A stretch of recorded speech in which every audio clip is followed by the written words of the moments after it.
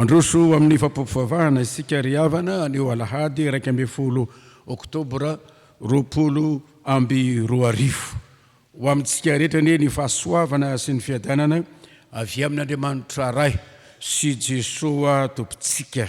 Ny salamo fahazato no etsika midera ny anaran'ny tompo. Ny salamo fahazato no ndeha iombonantsika hiderana ny anaran'ny tompo.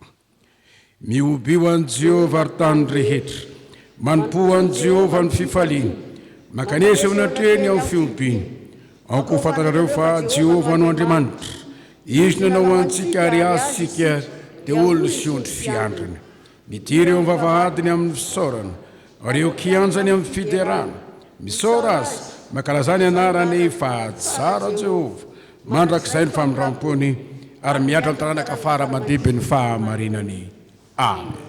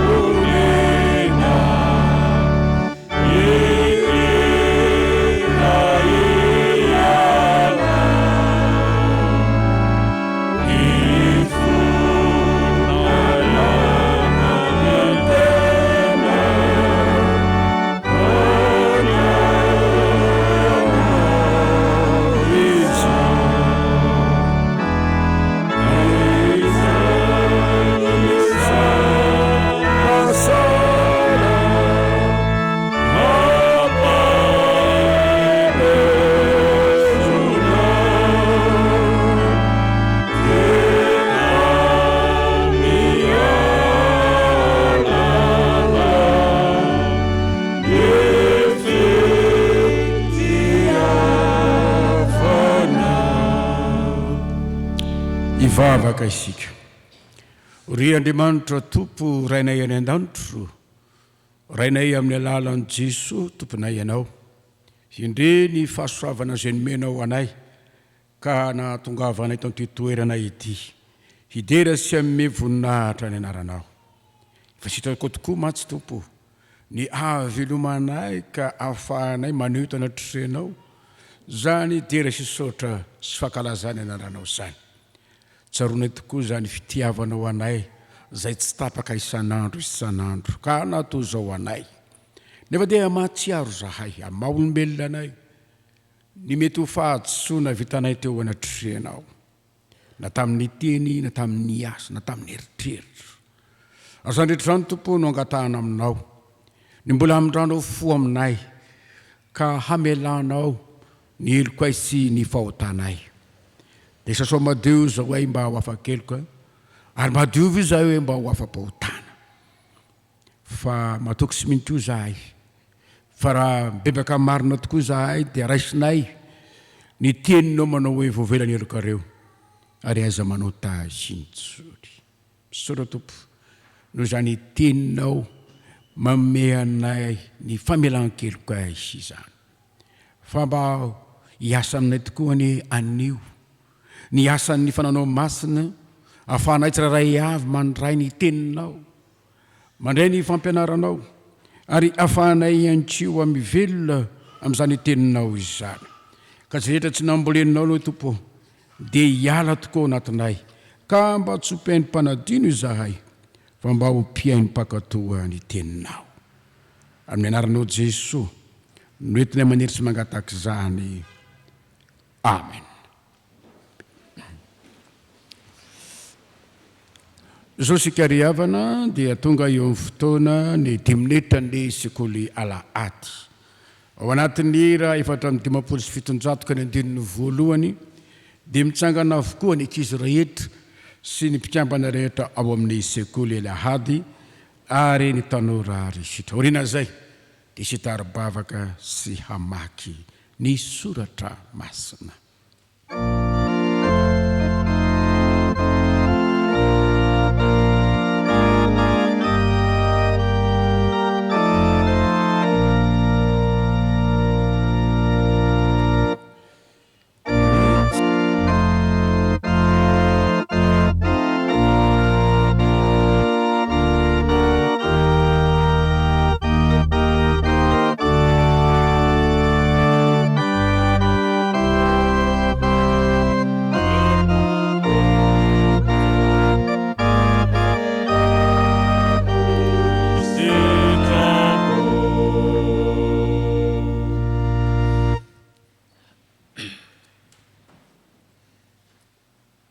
Aminareo ny fahasoavana sy ny fiadanana avy amin'Andriamanitra raintsika sy Jesosy Kristy Tompo. Miarabantsika rehetra amin'ny anaran'ny Tompo ny sampana sekoly Alahady. Sokafy avy hatrany ary ny baibolintsika ao amin'ny tantara faharoa.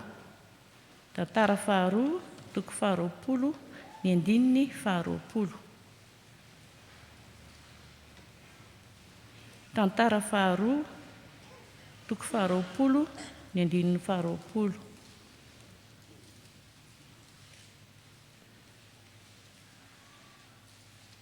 Rehefa hita dia rahantsika mamaky amin'ny anaran'i Jesosy Tompo manao hoe: mihaino an Jehovah Andriamanitra reo dia ho tafatoetra ianareo. Miaraka mamaky, averintsika amin'ny anaran'i Jesosy: mihaino an Jehovah Andriamanitra reo dia ho tafatoetra ianareo. Mihaino ny mpaminany dia ambinina ianareo. Izany teny izany dia tsy enjery ao amin'ny mofinaina amin'ity volana oktobra ity. Dia misy tantara ao amin'io toko faharoapolo io no akatsika fampianarana androany. Toy izao zany tantara izany. Nisy filazana tonga tamin'ny Josafata izay mpitarika fa hisy ady, hisy hanafika zareo. Natahotra mafy izy satria ny Moabita izay hanafika azy, ny Moabita sy ny namany dia fatany fa mahery, fatany fa matanjaka, manan-karena, mety ampy fitaovana ihany koa. Dia natahotra sy niara rehetra zareo zany naheno izany filazana izany. Dia nanana hevitra tsara nefa izy. Ny hevitra tsara nananany dia niantso fifadikanina izy, dia nivavaka tao an-tranon'Andriamanitra mba hanontany izay sitrapon'Andriamanitra sy hitady famonjena. Tao anatin'izany fivoriam-bavaka nataon'izy rehetra izany anefa no nilatsahan'ny fanahy masina i Jahazaela naminany izy tsy ady nitenina amin'ny fampiononana hoe aza matahotra na mivady koa fa an'Andriamanitra ny ady. Dia nino sy ny haino izany tenin'izany reto vahoaka. Tonga tokoa ary ny fotoana izay atrehana ny ady, tsy maintsy andery zareo. Efa nahazo an'ilay teny fampiononana sy fampahirezana nefa, dia nydroso ihany. Inona nefa nitranga hoy ianareo? Ireto fahavalo te hiady amin'izareo reto indray no niady an-trano, ny famono, maty ny ampatrapatra, tsisy hiady amin'izareo intsony.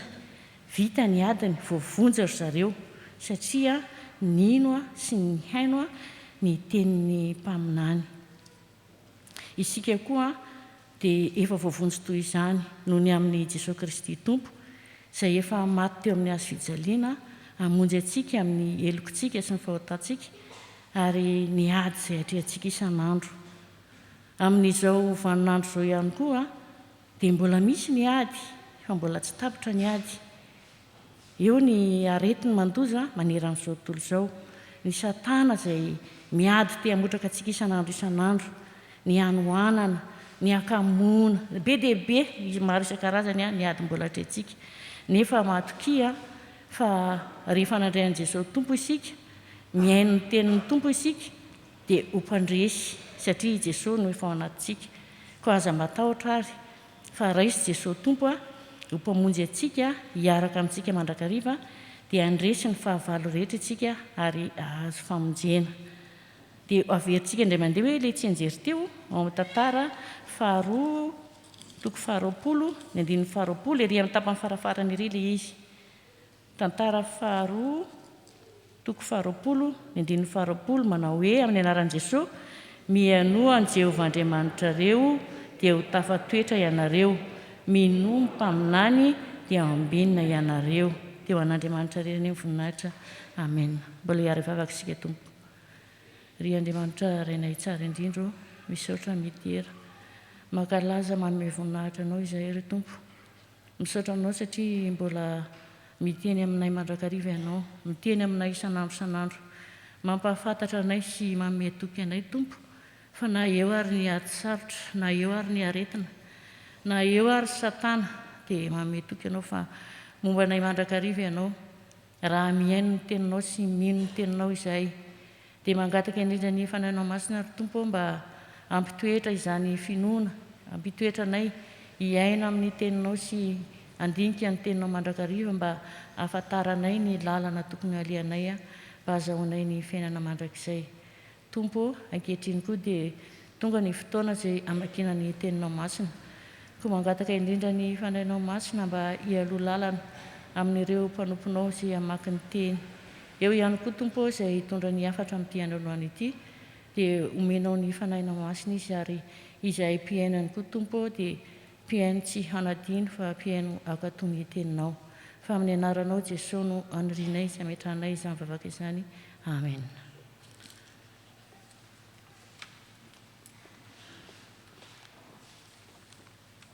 Hiaraka maky sy amin'ny tenin'Andriamanitra isika, arak'izay hita amin'ny fanekena taloha, Samuela voalohany toko fafito ambin'ny folo ny andininy faharoa amby efapolo ka hatramin'ny faraka amby dimampolo. Toy isitsika izany ao amin'ny fanekena vaovao araka amin'ny filazantsara ny liko toko fafito ambin'ny folo andininy voalohany ka hatramin'ny fahaenina, sy ny Korintiana voalohany toko fahaenina ambin'ny folo andininy fahatelo ambin'ny folo ka hatramin'ny fahavalo ambin'ny folo. Samuela voalohany toko fafito ambin'ny folo andininy faharoa amby efapolo hatramin'ny faraka amby dimampolo.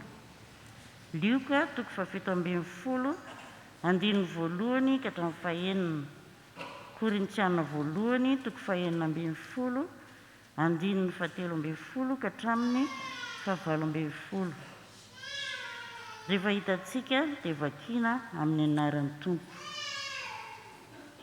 Ary noho nijerijery an'i Davida ilay Filistina ka nahita azy, dia nianjonanjona taminy, fa tanora izy sady mena volo ny tsara tarehy.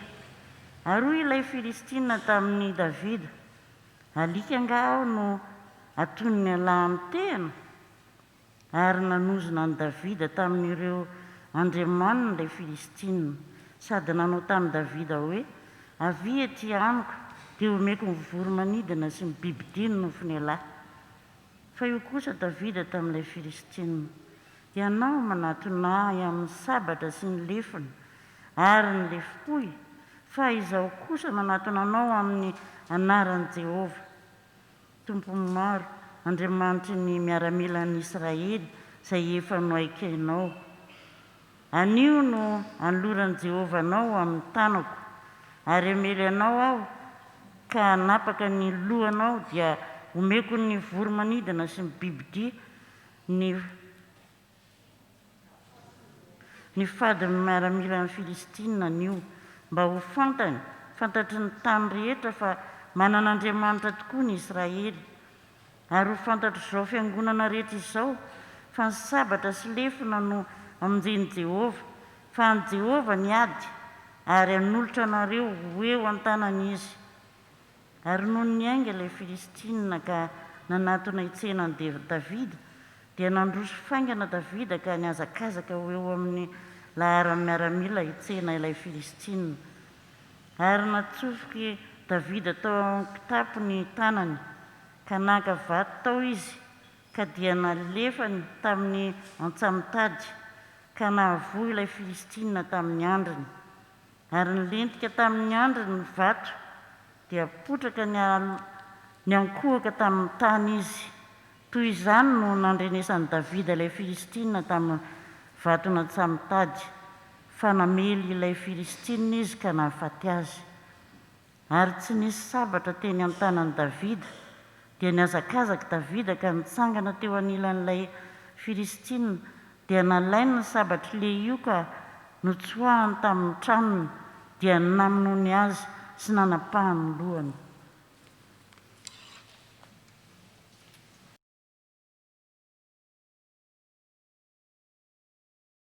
Ary io Jesosy tamin'ny mpianany: tsy maintsy ho avy ny fahatafotohinana, nefa lozan'izay olona mahatonga izany. Aloha antonina vato lehibe fikoseham-bary ny vozony, ka atsipy any an-dranomasina izy. Toy izay ahatafotohinana na dia ny anankiray amin'ireo madinika ireo aza. Mitandremy ianareo fa raha manota ny rahalahinao dia teneny mafy izy, ka raha mibebaka izy dia mamelà ny elony. Ary raha manota aminao impito indray andro izy, ary mivaly taminao impito kosa, manao hoe mibebaka aho, dia mamelà ny elony. Ary io ny apôstôly tamin'ny Tompo: ampitomboy ny finoanay. Fa hoy ny Tompo: raha manana finoana na dia ohatry ny voatsinapy iray aza ianareo, dia azonareo lazaina amin'io voario azo io hoe: miongota, aroka ambolena ao anatin'ny ranomasina, dia anaiky anareo izy.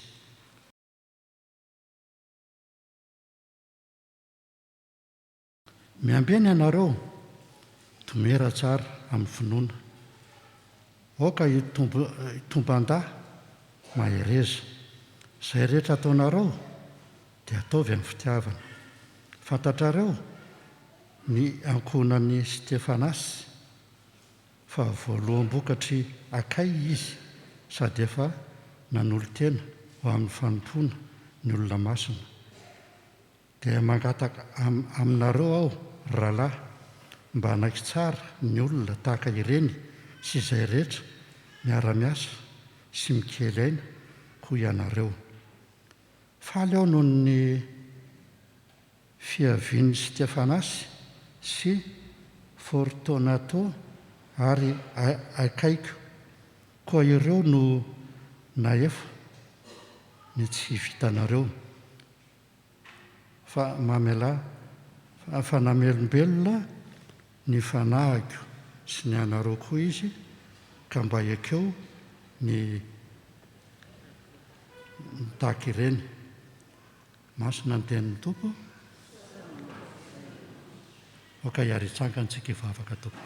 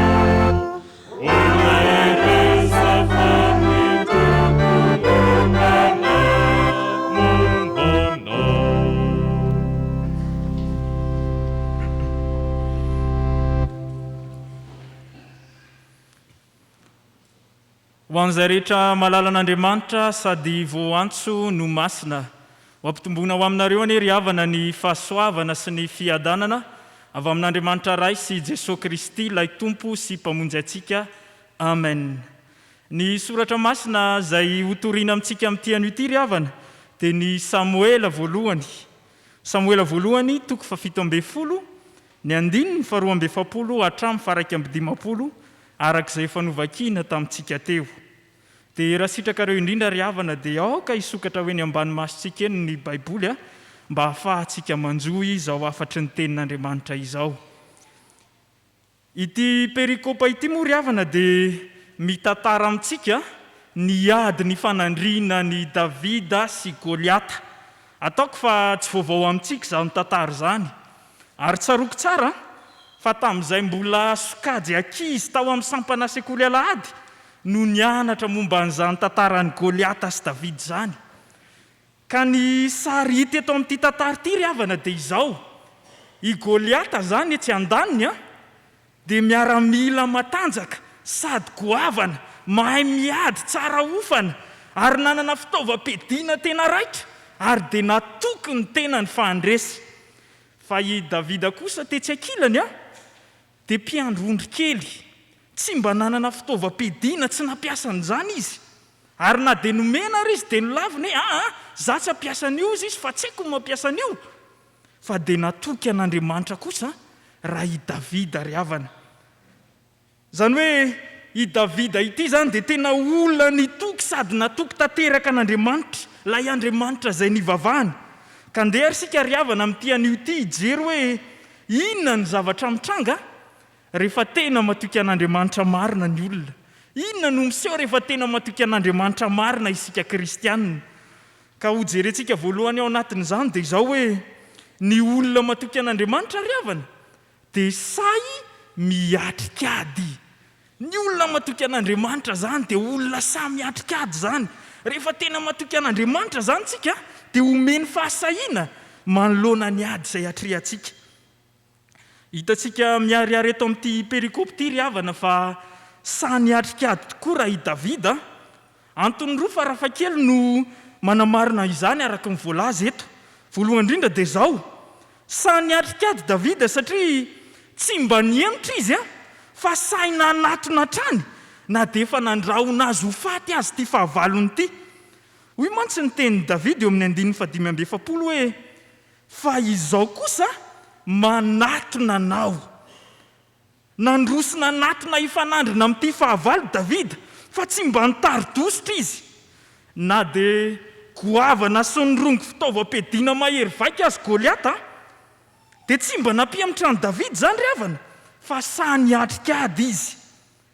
Fa ny antony faharoa kosa ary ry havana dia ny hoe say niatrikady Davida satria tsy mba niantehitra tamin'ny heriny velively izy fa ny herin'Andriamanitra kosa no nianteherany. Ka izany no nanana ny fahasahiana hiatrikady. Hoy mantsy ny toy ny tenin'i Davida eo amin'ity 5:20 ity ihany hoe fa izao kosa hoy izy manatona anao amin'ny anaran'i Jehovah tompony maro. Zany hoe ambarany mazava tsara zany eto fa tsy izy amin'ny maha Davida kely azy no manatona hiady ary tsy ny fitaovam-piadiana ny velively no arangarangany fa Andriamanitra no soloiny tena. Nitoky tanteraka tamin'ny herin'ilay Jehovah tompony maro izy fa izao kosa manatona anao amin'ny anaran'i Jehovah tompony maro Davida. Ary raha ny Baiboly amin'ny teny Hebreo ry havana no jerena dia mahita isika fa ny dikan'io hoe Jehovah tompony maro io dia hoe Jehovah Andriamanitry ny tafika, Jehovah Andriamanitry ny ady mihitsy. Zany hoe tompony hery rehetra mihitsy zany ity Andriamanitra ity. Ka na inona hery ananany fahavalo dia tsinitsininy zany eo anatrehan'ilay Jehovah tompony maro. Ka io Andriamanitra mahery io ry havana no nitokiany Davida, io no nanafy hery azy ka nahatonga azy hanana fahasahiana hiatrikady. Ry havana malala rehetra amin'ny tompo, maro ireo karazana ady atrehintsika ankehitriny. Eo ny ady amin'ny fahantrana, eo ny ady amin'ny ababona, eo ny ady amin'ny abadona, eo ny ady amin'ny tsy fisiana, eo ny ady amin'ny tsy fahasalamana, eo ny ady amin'ny coronavirus izay mbola tsy mety tapitra ankehitriny. Samy manana ny ady atrehany avokoa ny tsirairay. Noho izany a, manana fahasahiana hiatrikady ry havana. Tsaroa fa tsy mba vahaolana velively ny fandosirana eo anatrehan'izay mety ho fahavalo. Tsy vahaolana ny fiemorana eo anatrehan'ny olana miseho. Fa sahi miatrikady ry havana. Fantaro a, fa zay samy miatrikady ihany no afaka manantena fandresena. Zay samy miatrikady no afaka manantena fandresy. Ka eo anatrehan'ny ady atrehanao ary havana dia izao ny afatra hoe matiky an'Andriamanitra. Izy Andriamanitra no iantehery. Fa aza mba mihevitena ho mahavita tena izany tahaka ny Goliata. Aza mba miantehitra amin'ny fitaovana nananao na ny arenao. Fa izy Andriamanitra no anankino ny adinao. Fa i Jehova iado anao fa ianao kosa angina. Na mafy tahaka ny ahoana ry havana ny ady atrehinao, na dia goavana be tahaka ny Goliata aza ny olanao, dia fadio tanteraka ny milavolefona. Fa sahi miatrikady. Ary tsarovy hatrany fa lehibe lavitra ary mahery lavitra noho izay mety olana ny Andriamantsika. Dia olona i mpanompon'Andriamanitra ray izay ry havana hoe aza mba miteny mihitsy ho izy hoe Andriamanitra lehibe ny olako. Fa izao izy ny tokony ambara, ry olako lehibe ny Andriamanitra. Sahi miatrikady ry havana malala ka matiky an'Andriamanitra. Fa Andriamanitra mahery ane io Andriamanitsika io e. Andriamanitra mampahery atsika izy amin'izay ady atrehantsika. Manome fahasahiana ho anao izy ry havana rehefa tena mitoky sy mifikitra marina aminy ianao. Eto ary havana dia te hampahery manokana ireo zandry zanaka izay hiatrika fanadinana baccalauréat. Iara-malala fa izany no ady atrehinareo manomboka amin'ny 27 volana ho avy izao. Koa ny afatra dia ny hoe akino amin'Andriamanitra zany adinao zany aza miantehitra fotsiny amin'ny fahaizana sy ny fahalalana nananao. Aza matoky teny ianao hoe zahay fa nanao révision be. Fa izy Andriamanitra ilay tompon'ny fahalalana rehetra no iantehery sy tokio sy anankino zany adinao izany. Noho izany toy izy tsara ry zandry zanaka ny vavaka, indrindra fa amin'izao herinandro faramialohan'ny bac izao, sao dia ho tratra amin'ny forme grave ny akamona eo ianao ka tsy afaka ny anao révision fa akino amin'Andriamanitra zany adinao zany. Sahi miatrikady ry havana ka matiky an'Andriamanitra. Fa ny afatra faharoa hitantsika eto amin'ity perikopy ity kosa dia ny hoe ny olona matoky an'Andriamanitra ry havana dia mivoaka mpandresy. Ny olona matoky an'Andriamanitra dia mivoaka mpandresy. Tsy maintsy mibata fandresena foana ny olona rehefa tena matoky an'Andriamanitra. Ireo 9:7 ka hatramin'ny 1:20 eto amin'ity perikopy ity moa ry havana dia samy mampiseho mazava an'izany avokoa. Fa noho ny fatikiany Davida an'Andriamanitra dia nivoaka mpandresy izy. Na dia miaramila tsara ofana azy Goliata. Satria voalaza mantsy eo amin'ny 7:30 fa efa mpiady hatr'izay ny ainana izy. Na dia goavana sy matanjaka azy Goliata, satria araka ny mpandinika baiboly maro dia mirefy eo amin'ny 3 metatra eo ny halavan'ny Goliata. Dia tsy mba nandresy an'i Davida velively izy ry havana, fa resiny tamin'ny fomba tsotra sady mora foana. Ilay Davida kely mpiandro-ondry nefa natoky an'Andriamanitra dia nivoaka mpandresy teo anatrehan'ilay Goliata goavana sady matanjaka. Ary raha jerentsika anie ry havana ny 4 ka hatramin'ny 7 eto amin'ity Samuela 7:12 ity dia mahita isika fa tsara fiarovana tokoa raha i Goliata. Andenge raha tsika mijery zany avadio ny baibolinao amin'ny Samuela 7:12 7 hatramin'ny 7.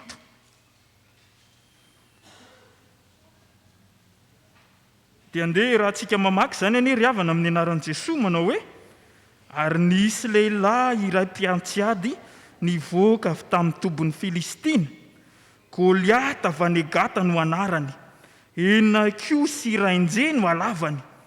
Ary ny satroka fiarovan-dovarahana izy, ary ny akanjo fiarovatratra, ka ny lanja ny akanjo ny varahana dia 5,000 sekely. ary nanao fiarovany ranjo varahana tamin'ny tongony izy, ary le fipoy varahana ny teo an-damosiny, ary ny habeny zarandefony dia tahaka ny voditeniny mpaneniny, ary ny lelalefony dia vy lanjatsekely eninjato, ary nisy nitondra ny ampinga lehibe nandeha teo alohany. Tena hoe blindé mihitsy ane zany ray Goliata ry havane, armé jusqu'au dent ory zareo zanabazaha zany.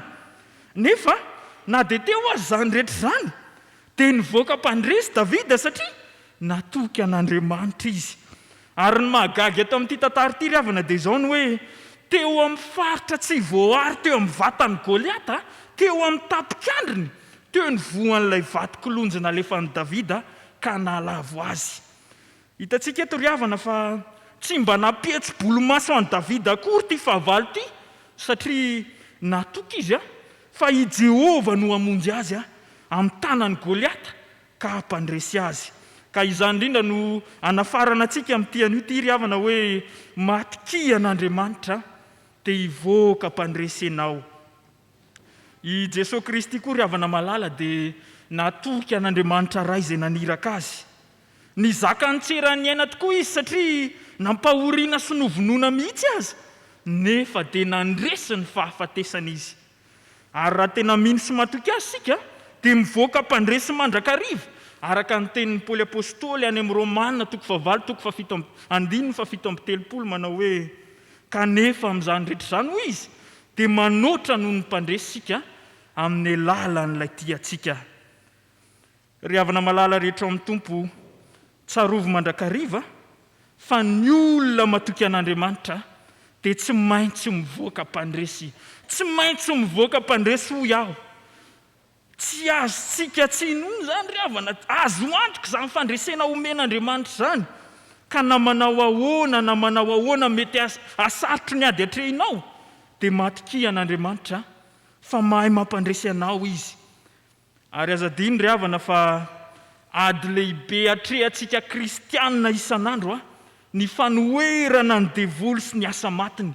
Isika tsy mitolona amin'ny nofo amandrahony ny apôstôly fa mifanahy ratsy eny amin'ny rivotra. Satana sy ny miaramila no Goliata fahavalontsika kristianina. Ary izao no tsarovy ry havana ny hoe ny devoly aneka tsy mba mety kivy mihitsy, tsy mba mety kivy izy fa miasa 7 jours sur 7 izy, 24 heures sur 24 izy mba hamongorana amin'ny finoana ao anatintsika ao. Miasa andro aman'alina izy mba hahatonga antsika tsy hiroso amin'ny finoana masina. Noho izany raha vao tsy mifikitra marina amin'Andriamanitra isika, raha vao tsy matoky an'Andriamanitra isika dia ho resiny mora foana. Andeha ary isika ry havana hanamafy orina ny finoantsika ao amin'i Jesosy Kristy, kolokoloy tsara ny fifandraisanao amin'i Jesosy amin'ny alalan'ny vavaka sy ny fankatoavana ny teniny. Meteza ianao ry havana iombi-piainana marina amin'i Jesosy dia ho mpandresy ianao. Tsy mba manam-panahiana ny olona miankina marina amin'Andriamanitra, amin'ny ady hatrehany satria mino sy matoky izy fa mampandresy azy ny Tompo. Koa meteza ary ianao ry havana, meteza ianao mahereza ianao fa tsy maintsy miatrikady isika, nefa azadino fa ao anatin'izany ady hatrehinao izany indrindra no hanehoan'Andriamanitra ny vonahany ka hamoahiny ianao ho mpandresy raha tena matoky azy marina ianao. Ry havana malala, hitantsika ary tamin'ity an'ity fa ny olona matoky an'Andriamanitra hoy isika dia samy miatrikady. Fa dio ry havana ny mitsoaka sy mandositra manoloana ny ady hatrehinao fa manana fahasahiana hiatrikady satria mampahery anao ny Tompo. Miady ho anao ilay Jehova tompony maro. Ary tsy izany ihany ry havana fa ny olona matoky an'Andriamanitra ihany koa isika teo dia mivoaka mpandresy. Tsarovy ary izany ry havana ny hoe mpandresy ane ianao io tsy mba nateraka ho resy ianao fa mpandresy ianao noho ny amin'i Jesosy Kristy. Koa mahereza ry havana malala, mampandresy ianao hatrany ny Tompo ary matoky azy. Dia ho an'Andriamanitra ny voninahitra, ho amintsika kosa ny fiadanany. Amen. Andeha hitsangantsika ry havana hivavaka.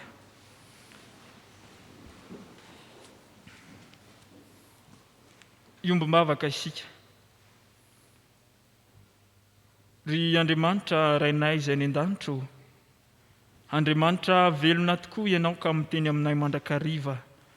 Andriamanitra tia anay ianao ka mampafantatra aminay zanakao ny sitraponao. Mankasitraka Tompo fa tsy nataonao diso anjarany amin'ny teninao izay tamin'ity anio ity. Ny teninao dia mampianatra anay, mananatra anay mba hatoky tanteraka anao Andriamanitra. Ary ny olona matoky anao ianao dia samy miatrikady. Maro tokoa Tompo ireo karazana ady izay hatrehinay ankehitriny. Fantatrao tsy miafina aminao izany. Ka izany indrindra Tompo no angatahanay ny herinao. Tafio ny herinao izay Andriamanitra mba hanananay fahasahiana hiatrika ireo karazana ady rehetra miseho eo amin'ny fiainanay. Mino sy mananteny izay fa hiady ho anay tokoa ianao ary hampandresy anay ao anatin'izany. Ny olona matoky anao koa ianao dia mivoaka mpandresy mandrakariva. Tompo, indreto ary izay dia manavao ny fanoloran-tenanay eo anatrianao. Vonona ny anara-dianao Jesosy Kristy izahay ary matoky ny fitondranao soa izahay fa ianao tokoa dia mahalala ny hevitra heverana anay. Ary ianao Tompo dia mampandresy anay amin'ny ady rehetra trehanay. Koa indreto ary izay Tompo, tefeo izay mba ho mpanompo mahatoky tokoa ny teninao, ho pakatoza ny teninao izany. Dia mino sy mananteny izay Andriamanitra fa nanamafy ny finoana taty anatinay ianao tamin'ity anio ity mba hahafanay miroso amin'ny finoana masina kokoa. Dia ankehitriny izay Tompo mitondram-bavaka manokana ny fiainan'ny fiangonanao. Isaoranay ianao noho ny fitahinao ity synodam-paritany izay misy anay ity. Ka ankehitriny izay Tompo dia miombom-bavaka amin'izao isan-keritaona ny synodam-paritany izao. Marina fa tsy afaka niombona teny mahabo izay noho ny fandaminanao Andriamanitra, nefa dia afaka miombo-po amam-panahy isaky ny fiangonana ny fitandremana atao anatin'ny synodam-paritany. Koa mivavaka ho an'izany synodam-paritany izany izay Andriamanitra, taio ireo tompon'andraikitra rehetra ao anatin'ny synodam-paritany. Eo ihany koa ny asan'ny synodam-paritany izay miandry dia ny fanorenana ny trano. Mino sy mananteny izay Tompo fa hanampy anay ianao mba hahafanay manatanteraka izany. Taio ireo mpitondra anay ao anatin'izany synodam-paritany izany, hanolotsaina azy ireo mandrakariva ianao mba hahafahany mitondra izany synodam-paritany izany araka ny sitraponao. Taio ihany koa Andriamanitra ny foibe FJKM, araka ny fikasana tokoa dia ho tanterahana amin'ny volana Novambra izao ny fivorian'ny mpiandraikitra foibe. Mino sy mananteny izay fa hiasa ianao Andriamanitra mba hatanteraka izany. Ankehitriny koa izay Andriamanitra dia mitondram-bavaka manokana ity fitandremana misy anay ity. Ny fiangonan'i Jesosy Kristy eto Madagasikara, eto Anosipatrana, entinay ambavaka eto anatrianao Andriamanitra ny fiainan'ny ray aman-dreny mpitandrina sy ny ankohonany. Ianao Tompo anie no hampahery azy ireo manoloana ny adidy aman'andraikitra izay tanterahany. Mivavaka izay ho an'ireo mpirao-piangonana mpiara-miasa aminy. Tafio hery izy ireo Andriamanitra mba hahafahany mampandroso ny fiangonanao araka ny sitraponao. Eo ihany koa ireo dekona ny tompon'andraikitra rehetra, ny kristianina isam-batan'olona atao anatin'izany fiangonana izany. Mino sy mananteny izay Andriamanitra fa miasa mijery ny fiainan'izy ireny ianao ka nampy azy ireny mandrakariva amin'izay rehetra tanterahany. Ankehitriny koa izay Tompo dia mivavaka ho an'ireo izay ao anatin'ny tsy fahasalamana. Ianao Andriamanitra anie no aoka nasitrana ireny mpanomponao ireny. Ao ireo izay niditra hôpitaly, ao ireo izay marary any an-tokantrano, ao ireo izay tonga miombom-bavaka eto amin'ity tranonao ity, amin'ity anio ity. Mivavaka ho azy ireo izay Andriamanitra. Aoka ianao Andriamanitra no hiasa mba hasitrana ireny mpanomponao ireny. Ary mitondram-bavaka ihany koa izay Tompo ho an'ireo izay zoim-pahoriana rehetra. Ianao Andriamanitra anie no hampahery ireny mpanomponao ireny mba tsy ho tanondrika sy hitolefika ao anatin'ny famoizam-po, fa hampaherezo izy ireny Andriamanitra. Ankehitriny izay Andriamanitra dia mitondram-bavaka manokana ihany koa ho an'ireo zanaky ny fiangonana sy izay mpiadina rehetra hiatrika amin'ny fanadinana bakalorea.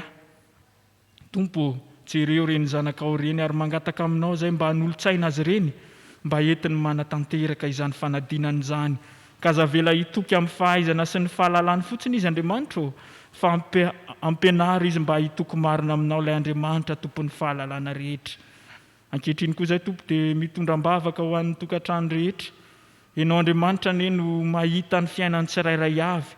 Misy ny miainao anatin'ny fahasarotana, ny tsy fisiana, ny fahantrana, maro ny olana miseho, nefa inonay Andriamanitra fa mahay mamahy ireny ianao. Ary ianao Jesosy Kristy no aoka hanjaka eny anivon'ny tokantranony tsirairay avy mba hisehoany ny voninahitra ao. Dia ankehitriny izay ary Andriamanitra dia anandratra vavaka mangina eo anatrehanao, koa eno iary ny vavaka mangina izay asandratra ny tsirairay avy.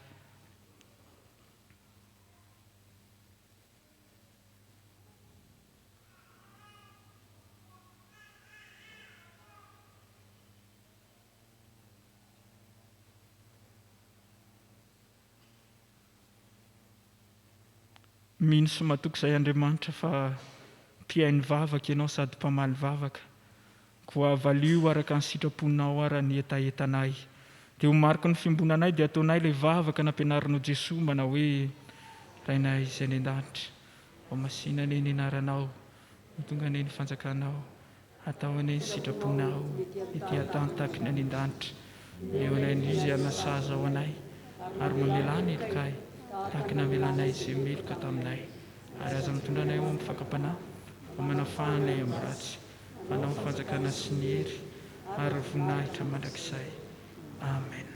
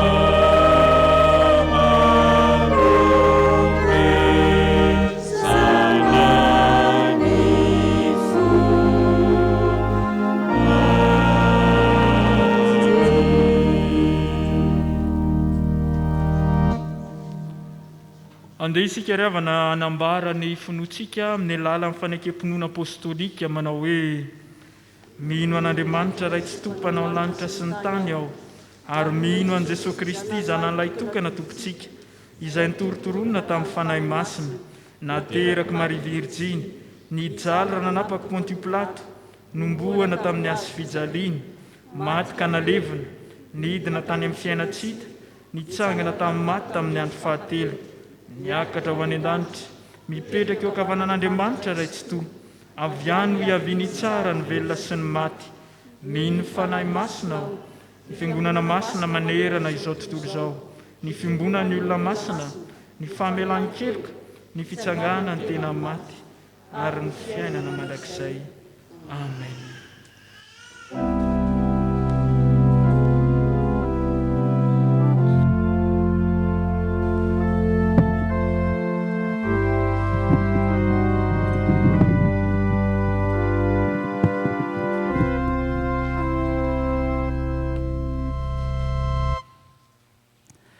Mbola ho ampitombona amintsika marakariva ry havana ny fahasoavana sy ny fiadanana avy amin'Andriamanitra ray sy Jesosy Kristy tompontsika. Amen. Toy izao no raharahany fiangonana misy antsika avy amin'ny Fobe FJKM, antony fampisakafoanana mpiandraikitra Fobe. Araka ny resaka ny fanaovana dia manoratra izao taratasy izao ho anareo mpitandrina sy biraon'ny fiangonana ary fiangonana manontolo eto amin'ny FJKM Manosy-Patrana ny izahay ny andraisanareo anjara amin'ny fampisakafoanana ireo ray aman-dreny mpiandraikitra Fobe hivory ny faha 12 ka hatramin'ny faha 20 ny volana Novambra ho avy izao. Koa ny dinika ho anareo dia tahaka izao: olona miisa 80 no hiatrika izany, ny toerana etsy amin'ny CFD Ampandrana, sakafo maivana na ny goûter amin'ny 10 ora no anjarantsika, ary ny alatsinainy faha 12 ny volana Novambra no anatanterahana izany. Dia maroso amin'izany fandaminana izany isika. Avy amin'ny Sondabatany Antananarivo Andrefana, fisaorana Ny biraony synodam-paritany dia maneho fisaorana sy fankasitrahana feno ny mpitandrina sy ny fiangonana Anosy-Patrana noho ny fiarah-miasa tamin'ny mpitandrina Rasamy Manana Rivo Malala Samuel nandritry na mpitandrina délégué azy tao amin'ny FJKM Ziona Fahazavana Nosy-Be. Isaorana ny mpitandrina délégué amin'ny asa rehetra izay notanterahany tao izay ny farana ny zoma fa 7 ny volana oktobra lasa teo. Synodam-paritany Antananarivo Anefana Tobomasina Getsemania Tambomena tatitry ny fivoriana fitifitinina tahaka izao izany ampahafantarina ny mpiandry fa efa azo atao ny miasa eny amin'ny toby. Marihana kosa nefa fa hajaina tanteraka ny fepetra rehetra ara-pahasalamana ny fitondrana arovava, ny fampiasana gel, ny fampiasana viseur rehefa miasa, tsy azo atao ny mamangy ny tokantranony marary, hajaina ny elanelana ray metatra.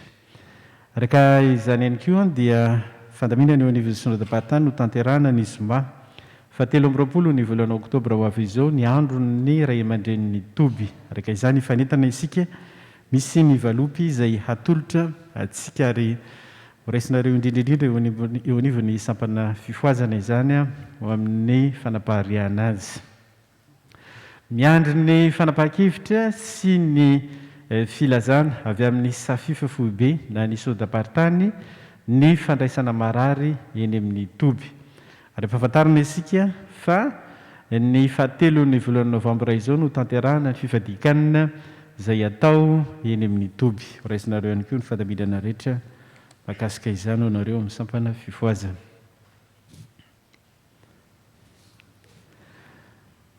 Ny FJKM Ambotry ny Be Fahazavana dia mankalaza an'Andriamanitra noho ny 70 taona ny fiangonana.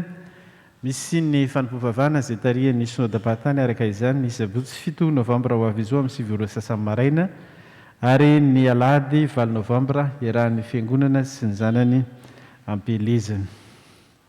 Ny fitandremana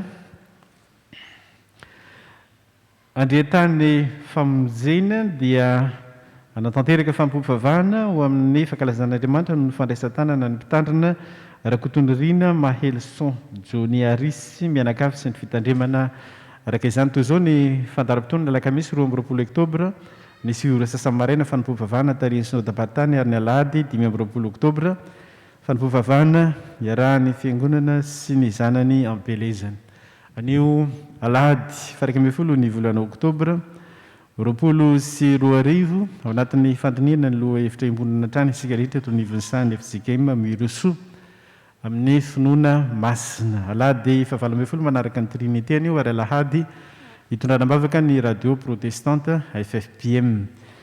Rakitra indroatrany no tanterahantsika ary tatazana izany misy ihany koa ny fandraisana ny adidy amin'ny karatra ho antsika mpanefana san'ny tompo ary araka ny fandaminana riavana dia ny rakitra faharoanio dia hatotritsika ho eo anivon'ny synodam-paritany Antananarivo Anefana arak'izay fandaminana amin'ny tean'io ty no ho fankalazana n'Andriamanitra no 15 taona ny synodam-paritany Antananarivo Anefana. Mitohy hatrany ny fandaminantsika miditra intelo hatrany ny fiangonana amin'ny anora sasany, valora sasany ary amin'ny folora sy sasany ary mitohy hatrany ihany koa ny fisoratana anarana ao amin'ny Andriamatoa faly dia mafisina hatrany ny fanajana ny fipetra ara-pahasalamana rehetra ary tena hoataontsika hitoetra tsara ty amintsika tsiraray ihany koa izany satria raha ny zava-misy ankehitriny dia hiaina tanteraka ao anatin'ny fiarahana amin'izany Covid-19 izany isika elanelana ray metatra fampiasana ny gel désinfectant, ny fandraisana ny températura ary ny fanaovana arovava na ny masque izany. Dia mampafantatra antsika ihany koa araka ny fandaminana fa efa afaka manatrika ny fanompoavavana ny ankizy sy ny zokulna. Ny ankizy anterina hatrany arak'izay mamety azy rehefa maleo tena dia mba ny ambonindrena ianareo no hipetraka ary raha tena mbola ankizy dia mba ho fehezinareo raha aman-dreny mitondra azy eo an-toerana izany ankizy izany. Miroso hatrany ihany koa isika rehefa eo amin'ny fandaminana fanatanterahana ny fanompoavavana sy ny sakramenta ny fanasan'ny tompo io manao amin'izany tsika ka amin'ny alahady 1 volana novambra ho avy izao no hanomboka ho amin'ny fiaraha-mandray fanasan'ny tompo isika mpanday fanasan'ny tompo rehetra. misy araka izany ny fandaminana vaovao indray eo anivon'ny firaisan-dekona sy ny lolona ko atsoina ny mpikamana rehetra ao amin'ny firaisan-dekona sy ny loolona tsy akanafaka mba ho tonga ito am-piangonana ny sabotsy 4 ny volana oktobra ho avy izao amin'ny rora sy sasany handray ny fandaminana rehetra isika makasika ny fampiasana ny akany lazareta fanovozantsoa dia ambara amintsika ihany koa fifamisokatra ny fampiasana izany akany izany misy ny fepetra rehetra izay raisina kosa nefa no zava-misy ankehitriny atreto aloha dia tsy afaka mandray olona mihoatra ny 50 isika ary manajatrany ny fepetra rehetra arak'izay fanambara teo 2 metatra ny gel ny température ny arovava mandritra ny fanatanterahana izany fanomarina satria mazava ho azy fa fiaraha-misakafo no atao ary mbola ifandrindra ho amin'izany isika dia fampitaina sady zany no antsika rehetra araka izany zay mampiasa ny akany mandritra ny fotoana izay tsy hisakafonana dia mipetraka hatrany avokoa ny arovava rehetra sy arorona rehefa misakafo ihany no manala ny arovava vita ny fisakafonana dia mipetraka hatrany iray ireny dia tahak'izay zany a mitoy hatrany ny fipetra rehetra teo aloha izay tonga aloha no amin'ny famandriana no mahazo ny toerana tsy miova ny fandaminana rehetra ny fandaram-potoana antsika kosa amin'izao herinandro vaovao izao amin'ny sabotsy ho avy izao fa 17 ny volana oktobra no hametrahana any mamiaralala rasolojona lolona teto amintsika eny amin'ny fahasam-pianakaviana eny falerivo apitatafika ny fandaminana dia amin'ny 12 ora sy sasany no misy ny fampompivavahana antsafiderana tanterahana eto ampiangonana noho ny zava-misy famerana ny olona afaka mandroso atao ampiangonana dia ny baraon'ny fiangonana sy ny baraon'ny firaisan-dekona sy ny lolona no misotena ny fiangonana fisike manosopatra nakoatr'eo dia misy ny fanasana any amin'ireo izay na sampana na atokopihira na ny tahaka izany izay ny hira ny isanganasany efa misy ny fanasana ho an'izy ireny ka mazava ho azy zany fa izay nahazo ny fanasana rehetra ihany no ho tonga eto am-piangonana amin'ny 12 ora eo amin'ny asabotsy ho avy izao dia mandray izany fandaminana rehetra zany tsika riavana ny fepetra rehetra dia mitoy hatrany 2 metatra averina mandrakarivo zany ny gel ny température ary ny arovava sy arorona mandritra ny fanompoana rehetra eto am-piangonana dia miantso ihany koa atsika dekona sy lolona rehetra dekona sy lolona rehetra izay tonga manatrika izao fampovavana izao mba hijanona vetivety ianareo andray fandaminana mahakasika izany indrindra misy ihany koa ny fandaminana ambara aminareo eto ambany andro vita ny famaranana ny fampovavana dia andray izany dinika vetivety izany ianareo filazana avy amin'ny sampanasa promofem mampafantatra antsika mpianakavy fonona rehetra indrindra ianareo mpampianatra sy mpianatra rehetra ao amin'izany sampanasa promofem izany fa hamita ny taom-pianarana tsy efa itsika noho ny hameanara-pahasalamana ka amin'ny alatsinainy fa 7 ny volana oktobra izao nanomboana izany amin'ny alalan'ny fanompoam-pivavahana eto am-piangonana latsinainy fa 7 ny volana oktobra fampovavahana eto am-piangonana amin'ny fitora maraina no hanamariana izany ary dia miantso ny mpampianatra sy ny mpianatra rehetra iomana vovonina amin'izany avy amin'ny kolejy milofo ilay zany itsika rehetra fa fampovavahana fanomboana ny taom-pianarana satria roso amin'izany ihany koa sika dia ny alatsinainy fa 12 ny volana oktobra rahampitso zany amin'ny fitora maraina fa sainy kosa ny fampovavahana dia tanterahana any amin'ny kolejy milofo takizao kosa ny taritra omenantsika ny amin'ny vokampanadinana BEPC farany teo nisan'ny mpianatra no nala fanadinana 30 nisan'ny afaka 7 manome ny isanjato 570 isanjato izany voady ny voady taminao Andriamanitro dia hanatitra fanampisorana ho anao fa efa nanafaka ny fanahiko tamin'ny fahafatesana ianao eny nanafaka ny tongotra ianao mba tsy hosolafaka ianao no hanaterako fanampisorana ary ny anaran'i Jehova no antsoko dia manolotra rakoboady vola 2 hetsy ariary filazana fandrenam-panambadiana fa izay alehanao no alehako ary izay toeranao no itoerako ny firenenao no fireneko ary ny Andriamanitra no ho Andriamanitro Andriamanto Rasolona Nahary Edmond Ramatoa Razay Arso Justine Andriamanto Rabe Fararano Ramatoa Raivomanana Marie Claire dia faly-mampandrehantsika ny fanomasinana ny fandovadian'ny zanany ratovina Nahary Marcelin sy Ramanantena Soa Oliviane izay ho tanterana eto amin'ny FJKM nosy-patrana amin'ny Lahady heriny anio 17 ny volana Oktobra mandritra ny fanompoavana amin'ny folora sy sasany. Izay ihany koa ry havana no mamarana ny rano fiangonana misy antsika maneho fa velona hiasa ao n'Andriamanitra isika rehetra samy mahery iombona ho amin'izany asa masina izany. Amen. Dia isaorantsika ny tompo ry havana no ny asa miandratsika fiangonana mandrakariva isaorana ny sekretera nanambara zay raha ny fiangonana izay. Araka izany moa dia isy reo fotoana lehibe taterahany mpiandraikitra fobe manomboka amin'ny 20 ny volana Novambra ka hatramin'ny 20 ny volana Novambra izay naisantsika anjara ho amin'izany. Ny faharoa dia nirakitra anio faharoa dia atositsika ho amin'ny asan'ny aisan'ny sinoda apartany. Ary ny fahatelo dia fa manao hatrany anko isika ary miantso ho an'ny mpianatra katakomenina rehetra efa fanomboka tamin'ny alato teo ny fianarana katakomenina ary mitoy izany anio aorianany fampampifahavahana amin'ny folora sasana. Raha misy moa maniry tianatra katakomenina dia raisina ampitiavana izy ireo.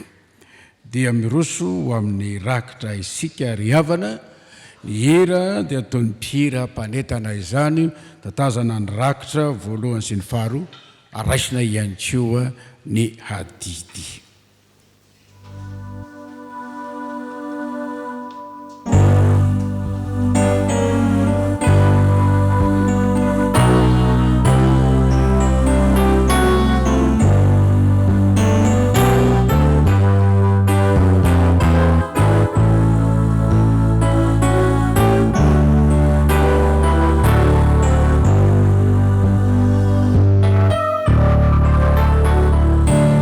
So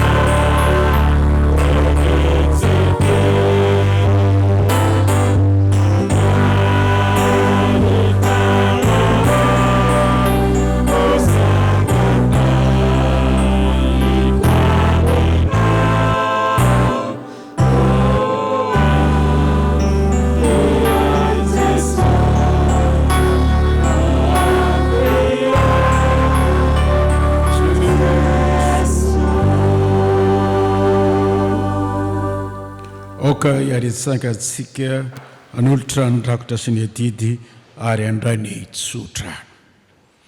Isoranay no tompoandriamanitra noho ny fitiavanao anay na ahafahana nianka tamin'ny teninao fa mila mandrosoatrany aminao izahay. Ary zay miaraka aminao Andriamanitra dia mandresy mandrakariva. Dia tao fimpandresy tokoa izahay eo manoloana ny fahavalo.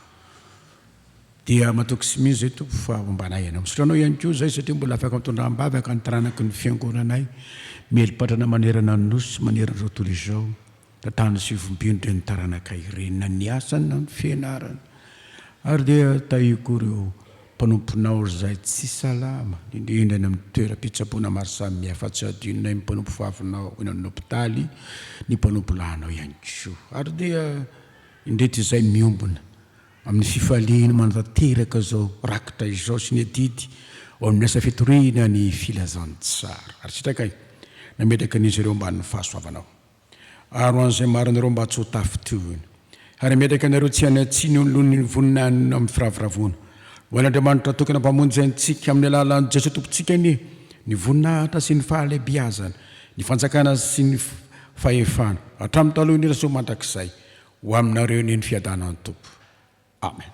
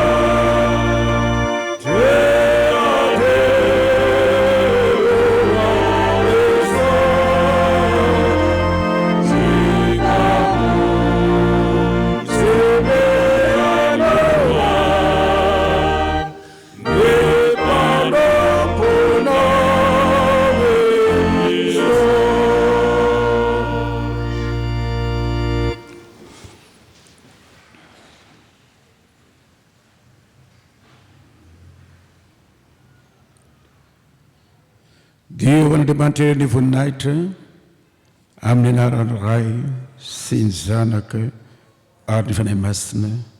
Amen.